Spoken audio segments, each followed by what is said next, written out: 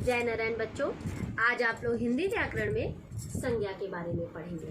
संज्ञा किसे कहते हैं? संज्ञा किसी प्राणी, वस्तु, स्थान, भाव या अवस्था आदि के नाम को संज्ञा कहते हैं। अगर साधारण शब्दों में कहा जाए तो बच्चों नाम को ही संज्ञा कहते हैं। और आप जानते हैं कि हर व्यक्ति, हर प्राणी का नाम होता है, हर वस्तु का नाम होता है, तो नाम को ही संज्ञा कहते हैं। तो आइए मैं संज्ञा को कुछ उदाहरणों के द्वारा समझाती हूँ। पहले है मछली। मछली क्या है? मछली एक प्राणी है। तो मछली ही सिर्फ एक प्राणी नहीं है, प्राणियों में बहुत सारे ऐसे जीव हैं जो सांस लेते हैं, वो सभी प्राणी होते हैं। मनुष्य भी एक प्राणी है। मछली के अलावा है आपका मगर, चींटी, हाथी, घोड़ा, बंदर, ये सारे आपके प्राणी हैं। फिर है पेंसिल। पेंसिल क्या है? पेंसिल एक वस्तु है। तो पेंसिल ही सिर्फ एक वस्तु नहीं होती, वस्तुएं बहुत सारी होती हैं जिनका हम अपने दैनिक जीवन में इस्तेमाल करते हैं। तो पेंसिल के अलावा पेन भी है, किताब, कॉपी, बोतल, टिफिन, बहुत सारी ऐसी चीज़ें हैं जो हम अपने जीवन में इस्तेमाल करते हैं। घर। तो घर क्या है? घर एक स्थान है।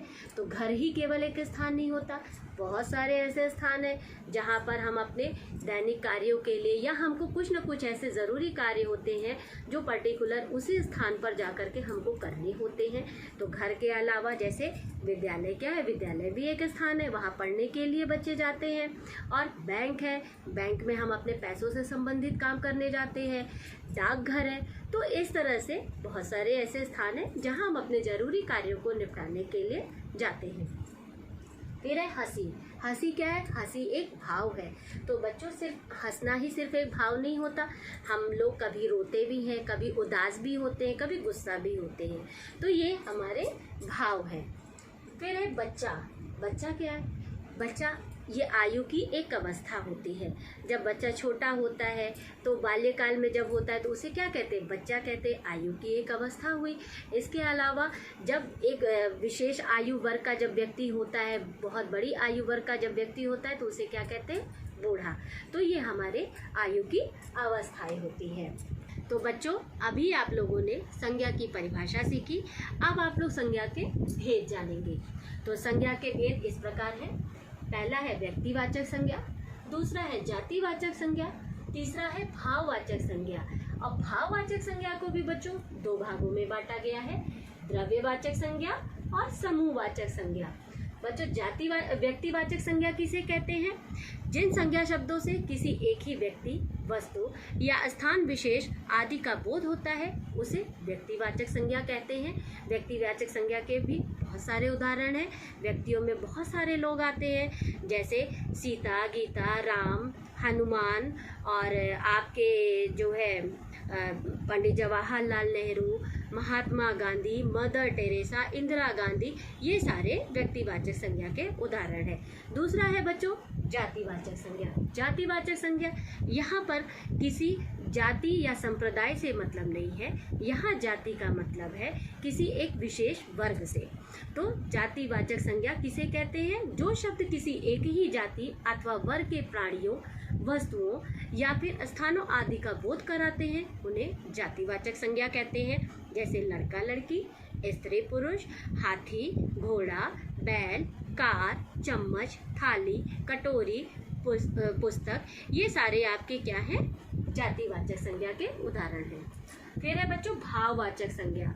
भाववाचक संज्ञा किसे कहते हैं? जिन शब्दों से किसी प्राणी के या उसके जो है किसी भी प्राणी के स्थान आदि या पदार्थों के गुण, दोष, उसकी अवस्था आदि का जब पता चलता है तो उसे भाववाचक संज्ञा कहते हैं। जैसे लंबाई, चौड़ाई, गहराई, वीरता, कायरता, प्रेम, घृणा, ईमानदार, सुंदर, बदसूरत, तो ये सारे क्या हैं? ये सारे भाववाचक संज्ञा के उदाहरण हैं। इसके अलावा भाववाचक संज्ञा में हंसना, रोना, क्रोधित होना, उदास होना, ये भी भाववाचक संज्ञा में आते हैं।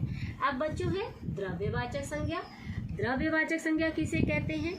ऐसे शब्द या फिर ऐसे पदार्थ जिनसे वस्तुएं तैयार की जाती हैं या ऐसे धातु जिनसे कुछ वस्तुएं या पदार्थ तैयार किए जाते हैं उन्हें द्रव्यवाचक संज्ञा कहते हैं। जैसे आपका सोना, चांदी, पीतल, तांबा, लोहा, गेहूं, चावल, तेल, घी, दूध, पानी, ये सारे आपके द्रव्यवाचक संज्ञा के उदाहरण हैं। अब इसके बाद है बच्चों समूहवाचक संज्ञा। समूहवाचक संज्ञा जैसा कि आपको नाम से ही समझ में आ रहा होगा, समूह का मतलब होता है ग्रुप। तो जहाँ पर किसी समूह का बोध होता है उसे समूहवाचक संज्ञा कहते हैं। जैसे सेना, पुलिस, सभा, रैली इत्यादि। तो ये सारे आपके समूहवाचक संज्ञा के उदाहरण हैं। तो बच्चों इस प्रकार से संज्ञा के कुल 5 भेद हुए। व्यक्तिवाचक संज्ञा, जातिवाचक संज्ञा, भाववाचक संज्ञा। भाववाचक संज्ञा के भी 2 भाग हुए, द्रव्यवाचक संज्ञा और समूहवाचक संज्ञा। तो बच्चों आज आप लोगों ने संज्ञा की परिभाषा और संज्ञा के भेद के बारे में जाना।